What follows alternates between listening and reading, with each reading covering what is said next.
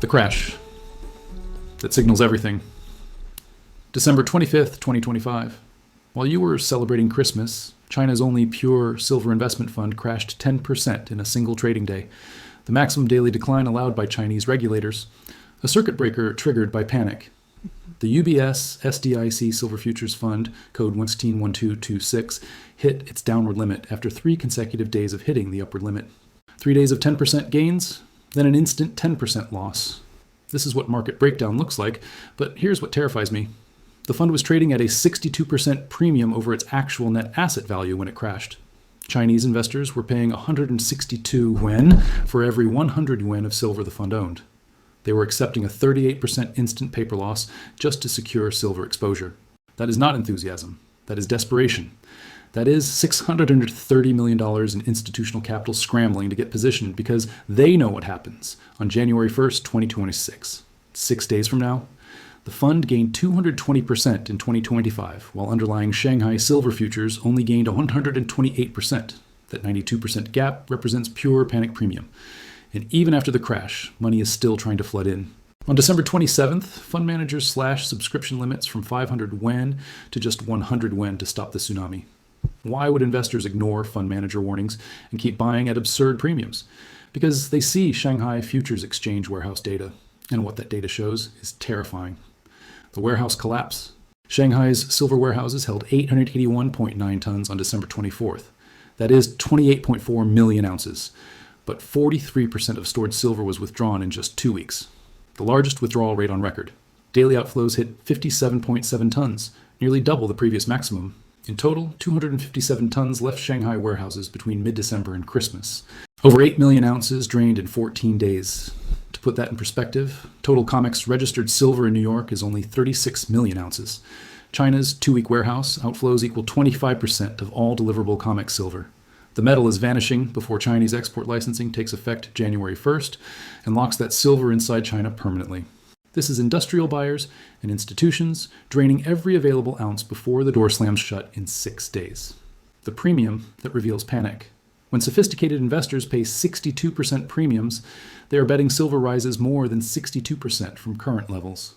Otherwise, the math makes no sense. They would lose money even if silver went up 40% or 50%. The implicit forecast embedded in that premium is that silver doubles or more. These are not retail amateurs. This is institutional money with access to commodity trading desks in Shanghai and London paying 62% premiums because their models say $100 silver is not just possible, but probable. Here is why the December 25th crash actually strengthens the bull case. It was not investors rejecting silver. It was forced by exchange rules preventing securities from moving more than 10% daily. After 3 days of maximum gains, the system snapped back mechanically. We know this because the fund still trades at a premium after the crash. If investors truly believed the rally was over, the premium would collapse to zero. Instead, subscription limits had to be implemented because money keeps trying to get in. The 5-year deficit. This rally is built on 5 consecutive years of structural deficits that drained global inventories to crisis levels. 2021, 81 million ounce deficit. 2022, 253 million ounces, the largest in 20 years. 2023, 140 million ounces. 2024, 149 million ounces. 2025, 118 million ounces projected. Cumulative 5-year deficit, 820 million ounces. That is nearly 10 months of global mine production erased from inventories. And those inventories are now approaching crisis levels everywhere. COMEX registered silver declined 58% from 85 million ounces in 2022 to 36 million today. London vault's down 28% from 2020 peaks. Shanghai down 75% since 2021. Total 2024 demand reached 1.16 billion ounces. Supply reached only 1.1 billion. That 149 million ounce gap came from inventories, from COMEX warehouses, LBMA vaults, Shanghai exchanges. And now those vaults are nearly empty. The January 1st deadline. On October 26, 2025, China's Ministry of Commerce issued Announcement 68, state trading requirements for silver exports effective January 1st, 2026.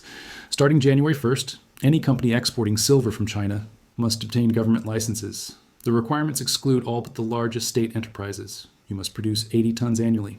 You must demonstrate export performance from 2022 to 2024. ISO certifications required. The application deadline was November 12th. This is not a ban. It is an export cartel where only government-approved entities can move silver out of China. and we are past the application deadline. China processes 60% to 70% of all global silver through its refining network. Even silver mined in Peru and Mexico flows through Chinese refineries. China has become the choke point in global silver supply, and on January 1st, they put their hand on that valve. China's solar industry consumed 232 million ounces in 2024.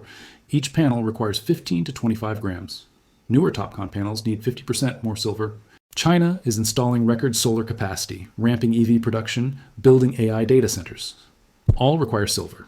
They cannot reduce consumption. When Shanghai inventories collapsed 43% in 2 weeks, when the UBS fund hit 62% premiums, Chinese authorities saw domestic industrial shortages approaching. They acted. While China suspended rare earth export controls in November 2025, they did not suspend silver licensing. January 1st remains the effective date. This is happening. The rare earth precedent. In 2010, China controlled 97% of rare earth production. They implemented export quotas. Prices exploded overnight. It took over a decade for non-Chinese supply to develop. Prices never returned to pre-quota levels. Silver is following the same script. Except this crisis is more severe because silver cannot be easily substituted. Why silver cannot be substituted? Silver has the highest electrical conductivity of any metal, period. For solar panels, high-frequency electronics, advanced circuits, nothing performs as well. You can use copper, but efficiency drops 20% to 30%. There's no substitute that maintains performance. Silver has the highest thermal conductivity. For applications where heat dissipation is critical, nothing else works. Silver has unique antimicrobial properties irreplaceable in medical applications. This is why even China's 660-ton October emergency export did not stop the rally. Why prices kept climbing despite massive supply injection. The demand is non-negotiable. The industrial demand accelerating. Industrial silver demand hit record 680.5 million ounces in 2024, fourth consecutive annual record. Solar photovoltaic consumed 232 million ounces, up from 118 million in 2022. Solar now represents 19% of total silver demand. By 2030, solar could consume 250 million ounces annually. Electric vehicles use 25 to 50 grams per vehicle versus 15 to 20 for legacy vehicles. As EV adoption grows from 15% to 40% of new vehicles by 2030, automotive silver demand adds another 50 to 100 million ounces annually. AI data centers require substantial silver for electrical infrastructure. Unlike consumer electronics, data centers prioritize performance over cost. They cannot compromise on materials. Solar, driven by climate commitments, EVs driven by emissions regulations, data centers driven by trillion-dollar investments already committed. This demand is structural, permanent, and accelerating. The supply that cannot respond. Global mine production in 2024, 819.7 million ounces. That is 0.9% growth when demand grew over 3%. 72% of silver is mined as byproduct of lead, zinc, copper, and gold operations. When silver prices rise, these companies do not dramatically increase production. They are mining for the primary metal. Silver comes along for the ride. Even primary silver mines require 5 to 8 year development timelines. By the time new mines produce, the crisis will have played out. This is why the deficit persisted for 5 years despite silver rising from $18 in 2020 to $71 today. Supply cannot respond fast enough. The path to $100 silver closed 2024 at $28.80. By December 2025, it reached $71. That is 146% gain in 12 months, the fastest rally since 1979 to 1980. But we are in early innings. The supply shock has not fully hit. January 1st is when Chinese export licensing takes effect, when 60% to 70% of global refining becomes subject to government approval, when London and New York lose assured access to Chinese metal. If silver went from $29 to $71 on anticipation, what happens when controls actually take effect? When delivery timelines stretch? When physical premiums explode beyond 25%? Bank of America raised targets to $65, already exceeded. JP Morgan targeting $56 to $58, conservative. UBS targeting $52 to $55, already surpassed. None of these forecasts incorporate Chinese export licensing impact. They model historical patterns. January 1st breaks those patterns permanently. Conservative bulls target $85 to $95 by Q2 2026. Aggressive bulls talk $120 to $150 by Q4. Extremists whisper $200. The gold-silver ratio current, gold to silver ratio, 80 to 85 ounces of silver per gold ounce. The 50-year average is 52.8 to 1. During bull markets, this compresses dramatically. 2011 hit 32 to 1. 1980 touched 17 to 1. Gold currently $2,150. If ratio hits 50 to 1, silver trades at $57, already exceeded. If ratio hits 40 to 1, silver at $71.25. We are there. If ratio hits 30 to 1, silver at $95. If 25 to 1, silver at $114. If 20 to 1, silver at $142.50. And gold is not standing still. Gold rising as central banks diversify, geopolitical tensions escalate. If gold hits $32,200, while ratio compresses to 30 to 1, silver hits $106.67. The mathematics point substantially higher. The institutional positioning, iShares Silver Trust, saw $3.68 billion net inflows over the past year. Assets reached $27 billion. This is institutional money, not retail. Sprott Physical Silver Trust holds 204 million ounces of allocated bars. Inflows substantial throughout 2025. JP Morgan accumulated estimated 600 million to 1 billion ounces after paying $920 million manipulation settlement. They understand supply dynamics better than anyone. Central bank diversification. Central banks bought over 1,000 metric tons of gold for 3 consecutive years. Historic shift away from dollar reserves toward hard assets. Silver following the same pattern with a lag. Sovereign wealth funds beginning to allocate to silver as strategic resource hedge. Silver offers inflation protection like gold, plus exposure to green energy transition. For countries building solar or EV capacity, silver becomes strategic stockpile like oil reserves. China understands this. Russia accumulating silver alongside gold. India imported 2,600 tons in just September and October 2025. Smart money at national level, securing physical silver while available. The 30-day timeline. January the 1st to 7th. Chinese export licensing takes effect. First week confusion. Exporters testing approvals. Physical premiums in Shanghai spike. Silver tests $75 to $80. January 8th to 20th. Market realizes Chinese silver not flowing. Delivery timelines stretch. London and New York scramble for non-Chinese supply. Peru and Mexico overwhelmed. Silver hits $85 to $95. January 21st to 31st. First industrial disruptions. Solar manufacturers report shortages. Electronics producers struggle. Media coverage intensifies. Retail piles in. Silver tests $100. This is logical cascade from removing 60% to 70% of global refining, while demand remains at records. The risks demand destruction at higher prices, but substitution extremely limited.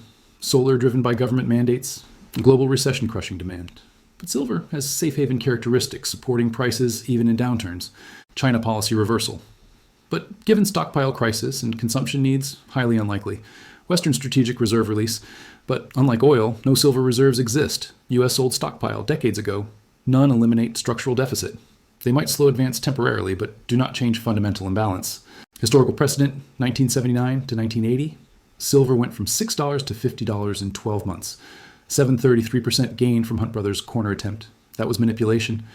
Regulators stopped it by changing margin requirements. This is different. This is not manipulation.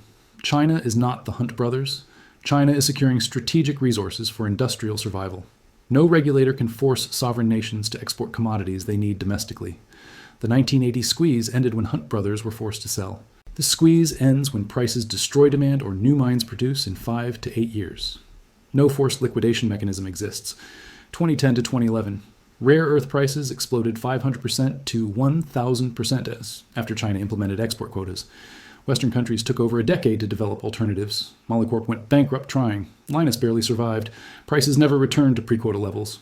They stabilized at permanently higher plateaus because marginal cost of new supply was much higher. Silver following the same playbook. Export controls on strategic resource that cannot be substituted. The outcome is predictable. The fund crash, a starting gun. December 25th crash was not the end, it was the starting gun. Signal that Chinese investors with direct Shanghai data access understand what January 1st means. The 62% premium, the 220% gain, emergency limits. December 27th, the 43% warehouse drain in 2 weeks. Every data point confirms the thesis. Physical silver market approaching breaking point. Chinese export licensing removes largest refined source. Industrial demand cannot reduce. Mine supply cannot increase fast enough.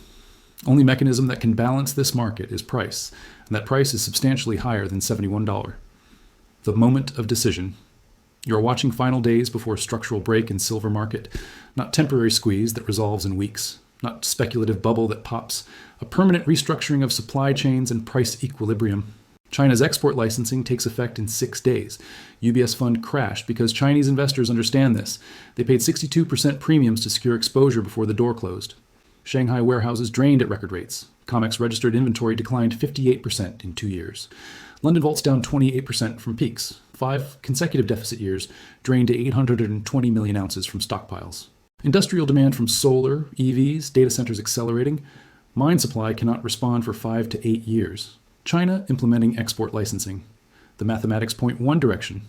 Silver at $71 is not expensive when you understand destination, not overvalued when you run numbers on structural deficits and supply lockdowns, actually cheap relative to where it needs to go to balance supply and demand. Question is not if silver reaches $100. Question is when. Conservative analysts say Q2 2026. Aggressive analysts say Q1 2026. The math says whenever physical delivery stress forces paper markets to reflect real scarcity. UBS fund crash on December 25th tells you smart money in China thinks that moment is imminent.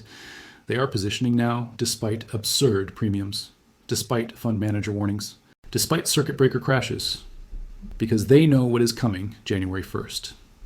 And they know what comes after. The only question is whether you will be positioned when it happens. The window to position at current prices is measured in days. Once January 1st hits and market realizes Chinese silver is truly locked, the repricing will be violent and fast. This is your warning. This is your opportunity. And the clock is running.